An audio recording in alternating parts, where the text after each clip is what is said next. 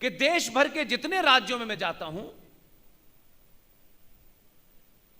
गुजरात एकमात्र ऐसा राज्य है, और ये इसलिए कह रहा हूं साफ साफ कि आप रात में भी जगते हैं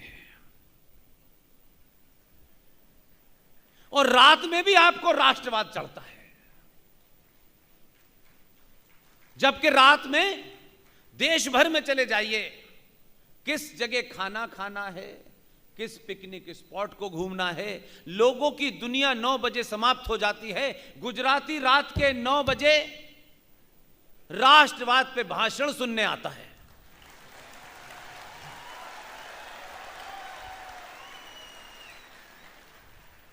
लोग 3 से 9 का शो मशहूर से मशहूर किसी फिल्म स्टार का नहीं देखने आते, वो मुझ जैसे आदमी को खड़े होकर के सुनने आते हैं। ये इस बात की निशानी है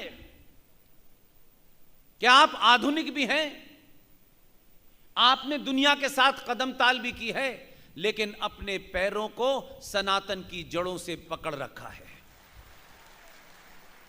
और यही ताकत ऐसी है। इसलिए हमारे यहां कुछ कुछ बातों को रिपीट इसलिए करता हूं ताकि वो दोबारा से आपको फिर जहन में आ जाए। हमारे यहां इतने प्रवचन होते हैं, लेकिन छोटी सी बात को इतना बड़ा कर देते हैं। मैं बार बार कहता हूं कि आज की जनरेशन, ये जो युवा बेटे बेटियां हैं, हम जब लोग पैदा हुए थे तो पूरी कॉलोनी में एक टेलीफोन होता था किसी एक घर में, और वही आदमी सबसे बड़ा अमीर माना जाता था। आज की जनरेशन के पास एक घर में 5 लोग हैं और 6 मोबाइल हैं। फ्लो ऑफ इंफॉर्मेशन इतनी ज्यादा है कि उस इंफॉर्मेशन को आप रोक नहीं सकते। इसलिए आज के युवा के पास समय कम है, इंफॉर्मेशन बहुत है उसके पास। उस इंफॉर्मेशन में बहुत सारी ऐसी भी इंफॉर्मेशन आ रही है जो वो ये समझ नहीं पा रहा है कि ये मेरे हित में भी है या मेरे खिलाफ है। इसलिए बहुत लंबा प्रवचन, बहुत बड़े बड़े शब्द,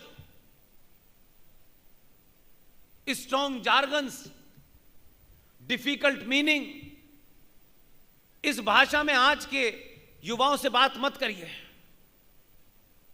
अगर आज के युवाओं से बात करनी है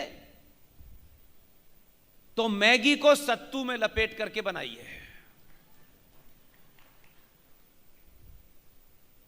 क्योंकि आप उससे सत्तू की बात करेंगे वो उसकी समझ में आएगी नहीं कि वो मैगी की बात जानता है। इसलिए उतनी ही बात कीजिए, लंबी चौड़ी बात मत कीजिए।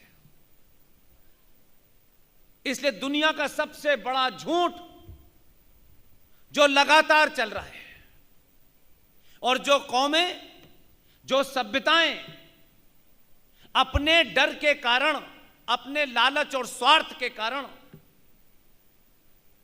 कुछ परिभाषाओं को इसलिए गढ़ लेते हैं कि उनका जो वर्तमान जीवन है उसमें कोई कठिनाई पैदा ना हो, तो वो सिर्फ परिवार नहीं, राष्ट्र भी खतरे में पड़ता है। और ये सिलसिला हमारे यहां लगातार जारी है। आज भी बड़े बड़े विद्वान झूठ की पराकाष्ठा पे हैं, क्योंकि उनको अपना अस्तित्व इस राष्ट्र के अस्तित्व से ज्यादा बड़ा लगता है। हम सच बात तथ्यों पे कहें, किसी को बुरी लगे तो खुल्लम खुल्ला बुरी लगे। हम किसी को डराने गाली देने नहीं आए हैं, लेकिन आपकी दोस्ती और आपका भरोसा पाने के लिए हम काले को सफेद और सफेद को काला नहीं कहेंगे। इस ग्रंथि से, इस कुंठा से, इस कॉम्प्लेक्स से सनातनी हिंदू समाज को बाहर आ जाना चाहिए। और जिस तरीके से, जिस तेजी से बाहर आ रहा है, उतनी तेजी से जो 1400 साल से एक ही रट लगाए हुए थे, सुबह से लेकर शाम तक एक ही बात कहते थे, अल्लाह के अलावा हम किसी से नहीं डरते। हमने कहा कब डरो भाई, हमने कब कहा किसी और से डरो, लेकिन यह फलसफा तुम्हारा 14 के बाद से क्यों टूट गया है?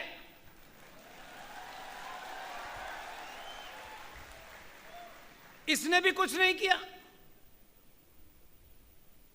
उसके चलने से, उसके देखने से उन्हें लगता है कुछ करने वाला है।